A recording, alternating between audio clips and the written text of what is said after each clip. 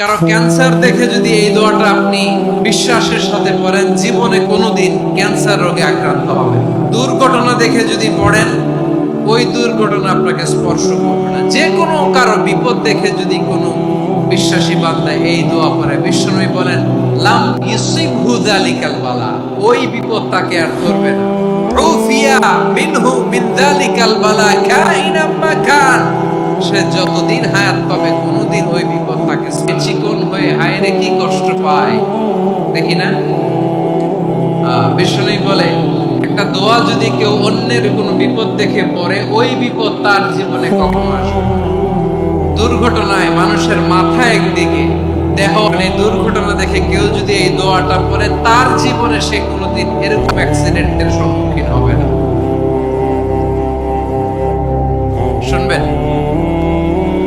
বিশ্বনবী বলেন অন্যের বিপদ দেখে কেউ যদি পড়ে, আলহামদুলিল্লাহিল্লাযী আফানি মিম্মা বাতালাকা বিহি ওয়া ফাদ্দালানি আলা কাসীরিন মিম্মান খালাকা তাফদীলা, মানে প্রশংসা সে আল্লাহর, যে আল্লাহ তাআলা তোমাকে যেই জিনিস দিয়ে পরীক্ষা করেছে আমাকে ওইটা থেকে বাঁচিয়ে দিয়েছে। তোমাকে আল্লাহ যেই বিপদে ফেলেছে আমাকে ওই বিপদ থেকে তিনি মুক্ত রেখেছে, আর তার অনেক সৃষ্টির উপর আমাকে তিনি প্রাধান্য দিয়েছে। সুবহানাল্লাহ পড়েন। যে কোনো বিপদ, কারো ক্যান্সার দেখে যদি এই দোয়াটা আপনি বিশ্বাসের সাথে পড়েন, জীবনে কোনোদিন ক্যান্সার রোগে আক্রান্ত হবেন।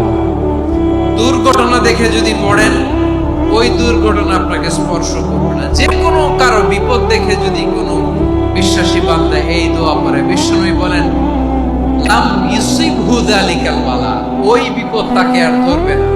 উফিয়া মিনহু মিন যালিকাল বালা কাইনাম মা কান, সে যতদিন হায়াত পাবে কোনোদিন ওই বিপদ তাকে স্পর্শ করবে না। এই দোয়াটা পড়তে রাজি আছেন? বিপদে পড়লেই প্রথমে কি করবেন? পটুয়াখালী ভুইলা গেছে। বিপদে পড়লেই প্রথমে ইন্না লিল্লাহ কি বলে নিজেকে আল্লাহর কাছে সঁপে দিতে হয়। চরম বিপদে দেয়ালে পিঠ থেকে গেছে, তখন লা ইলাহা ইল্লা আনতা সুবহানাকা ইন্নী কুনতু মিনাজ জালিমিন, এরপরে লা ইলাহা ইল্লাল্লাহুল আযীমুল হালিম। এই দোয়া আকস্মিক বিপদ, হঠাৎ যেন কোনো বিপদ আমাকে পেয়ে না বসে, এটার জন্য বিসমিল্লাহিল্লাযী লা ইয়াদুররু মা'a ইসমিহি শাইউন ফিল আরদি ওয়ালা ফিস সামাই ওয়া হুয়াস সামিউল আলীম। সকালে 3 বার, রাতে 3 বার। আর মারাত্মক tension, hyper tension, anxiety, depression থেকে বাঁচার জন্য 2 দোয়া, ইয়া হাইয়্যু ইয়া কাইয়্যুম, ইয়া হাইয়্যু ইয়া কাইয়্যুম, মনে থাকবে। আর আল্লাহুম্মা ইন্নী আবদুক, এই দোয়া। ঋণ থেকে বাঁচার জন্য 2 দোয়া, আল্লাহুম্মা ইন্নী আউযু বিকা মিনাল হাম্মি ওয়াল হাযান, এটা। আর আল্লাহুম্মা কফিনি বিহালালিকা আন হারামিকা ওয়া আগনিনি বিফাদলিকা আম্মান সিওয়াক। আর সব সময় পড়ার জন্য একটা আমল দিয়ে যাই, উঠতে বসতে, অফিসে যাচ্ছেন, অফিস থেকে ফিরতেছেন, বসে আছেন, শুয়ে আছেন, ছোট্ট এক শব্দে আমরা যেন বেশি বেশি পড়ি আস্তাগফিরুল্লাহ। আওয়াজ করে আমার সাথে পড়ুন আস্তাগফিরুল্লাহ, আবার পড়ুন আস্তাগফিরুল্লাহ।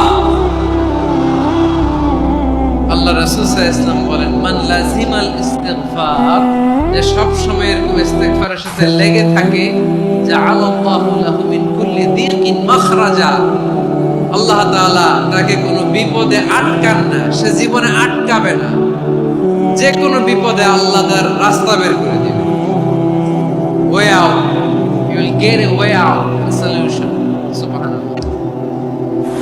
ওয়া মিন কুল্লি হাম্মিন ফারাজা, দুশ্চিন্তা মুক্ত হবে। ওয়া ইয়ারযুকহু মিন হাইসু লা ইয়াহতাসিব, এমন জায়গা থেকে আল্লাহ রিজিকের বন্দোবস্ত করবে যেটা সে কল্পনাও করে নাই। আওয়াজ করে পড়েন সুবহানাল্লাহ। তাহলে মনে থাকবে আস্তাগফিরুল্লাহর কথা। সব শেষ কথা বলবো, সব শেষ আমার প্রিয় ভাইয়েরা। এটা গেল নিজের বিপদ। কিসের বিপদ? নিজে যদি বিপদে পড়ে, অন্যের বিপদ যদি দেখেন, এটার জন্য একটা দোয়া আছে।